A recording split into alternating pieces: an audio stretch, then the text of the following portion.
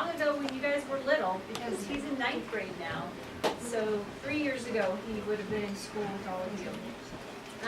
So he's going to talk to you today about hydrocephalus, tell you a little bit about what it is, and talk to you about how scientists do their research just like you guys do when you do your science projects. I'll move your slides for you. Okay.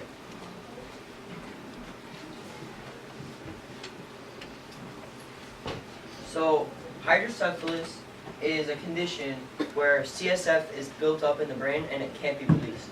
Now, everyone has CSF, but people with hydrocephalus can't regulate it and they have too much. And this squeezes the brain and it causes a lot of health problems and can even lead to death.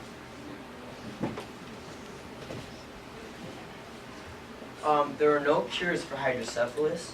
They're still being worked on, but there are some treatments that are used. The most common treatment is a shunt, and that is basically a tube that runs from the brain and it goes down into your stomach and it drains the fluid from your brain. And yeah. So I'm going to show you guys, and you might have seen it before, but this is kind of what a shunt looks like. Honestly, we lost the shunt, so this is from a fish tank, but it's basically the same size. So in Ava, inside here is a little pump that kind of looks like this, and it's just inside her brain, and then there's tubes that come down and go here into her stomach, and they curl around a lot of tubing, so that hopefully as she grows taller, the tube will just stretch out and she'll have plenty of room. That's the hope. But I think if any of you remember, what have we said in the past about shunts? Yes. Sometimes they break, and when they break, it causes a major headache beyond anything we could ever imagine, and we throw up a lot. You have really paid attention. That is awesome. Yes, that's right. Yes. And also, if it slowly breaks, it will just, she'll be able to tell, like, she'll get worse headaches and stuff, and then you'll be able to catch it, and you can, but that's if it, like, cracks and slowly breaks. You guys are so good. I can tell when you go tell people about this because so many people never hear about it, right? You know what you're talking about. So that's great. So Ava's had 3 surgeries so far when her shunt has broken. And luckily she hasn't had one in a few years. So that's been really good. But, you know, it can happen. So that's the primary treatment that we have right now. And we're working on ways to make it better.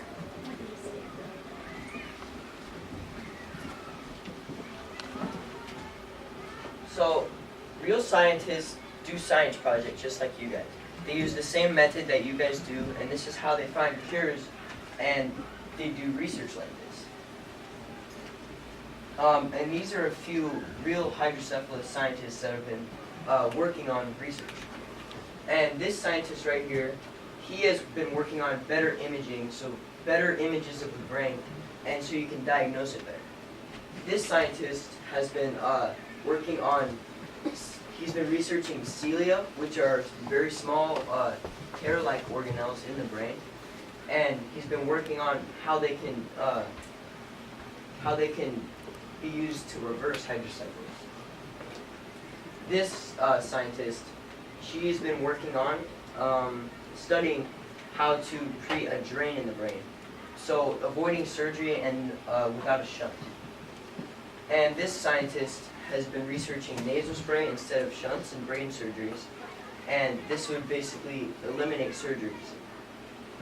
When you trick or treat for hydrocephalus, the Hydrocephalus Association uses your donations to pay doctors to conduct this critical research. So basically, you guys have been doing a lot of this, and we couldn't have done it without your donations.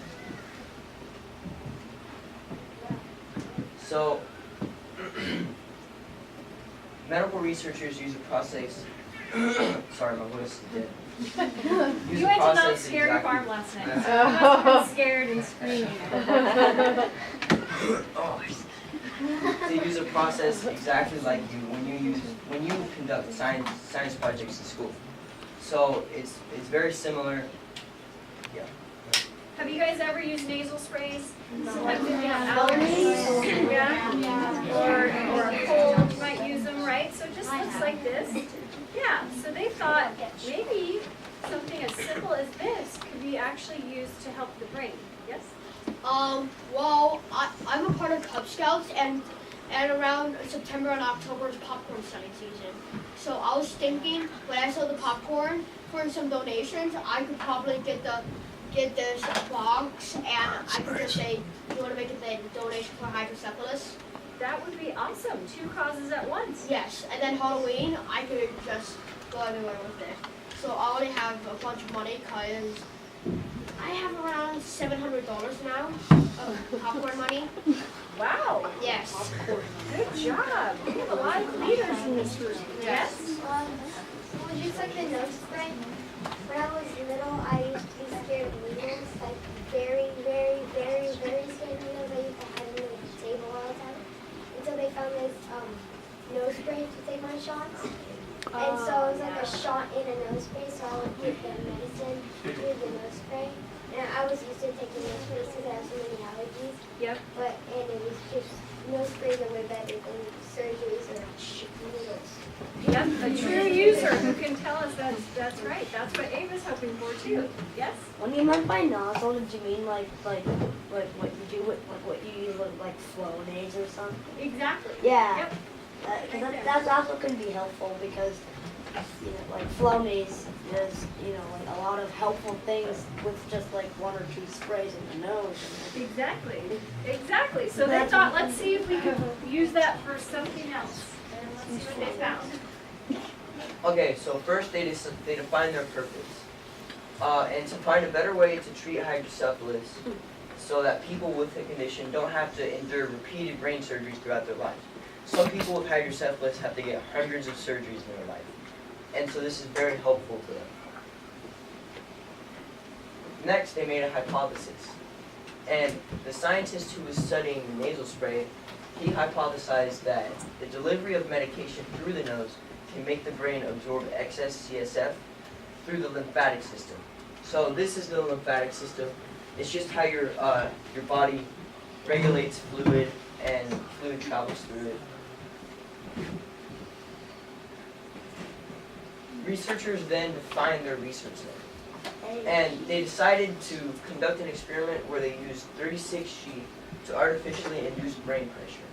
And doing this puts pressure on the brain, and it mimics what hydrocephalus will do to a person. And the sheep were not harmed in any way. They were fine. They didn't feel any pain. Then the researchers detailed the procedure. They decided to use 3 different types of medications in nasal spray form. It was nitric oxide, thromboxane, and saline, which is the control group. Saline is just salt water. And they tested each medication on various levels of brain pressure, from low to medium to high.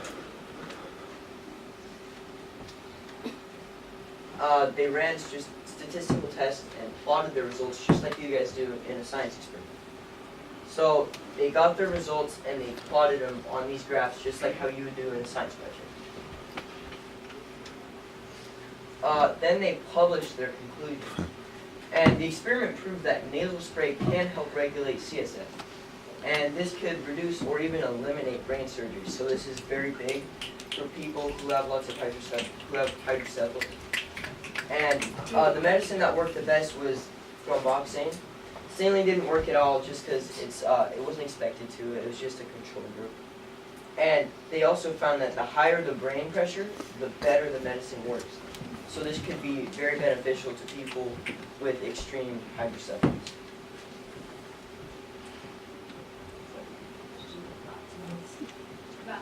Does this make sense to you guys when you do science projects? Does this sound like the way you do it? Yeah.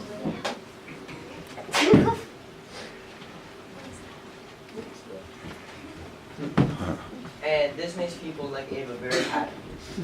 So, although it's in the research is in its early stages, it provides evidence that even a simple delivery method like nasal spray, much like you might use to unblock a stuffy nose or a cold, it could provide a non-surgical way to manage hydrocephalus. And your fundraising efforts helped us get here. So thank you guys for raising money over the years. Ava, pick up the check right there and tell them how much. That was last year's amount too, so there's been more since last year. Sure. Hold it with Jack Henry. Did I get checked? 100. Hold it up high. 100 days. 100,000. Yeah, so you guys, last year we hit 100,000 and then we did almost another 20,000. So let's go to 200,000. And so because of you guys, we've been able to do that. We've been able to send this money to the Hydrocephalus Association. They find these researchers and they pay these researchers. Obviously, it takes millions of dollars, right? But if there's lots of people like us around the country doing this, we can get millions of dollars, and you guys are helping that. So you've really made a big difference. And so we are so appreciative of that. And we're just really grateful. So, please take a collection bucket with you so you can help us raise more money for research. We can't do it without you, and you've already raised over $100,000. So we're very grateful to you guys. Okay, and Ava and I were quickly going to talk about filling buckets, because you talk about filling buckets at school, right? Who wants to say what filling buckets is? So basically filling buckets is like, let's say someone is like really sad, like you come up to them and ask if you want like to play or can I get you something, and then that makes them happy. So you start filling their buckets of positivity, and like when someone dips your bucket, your friends or anyone basically comes up to you, say, "Are you okay?" and stuff like that, which makes you really happy, and then you can start thinking positive. Yes, that's excellent. And then what's dipping from the bucket? Dipping from the bucket is basically like someone has to do that. What's dipping from the bucket?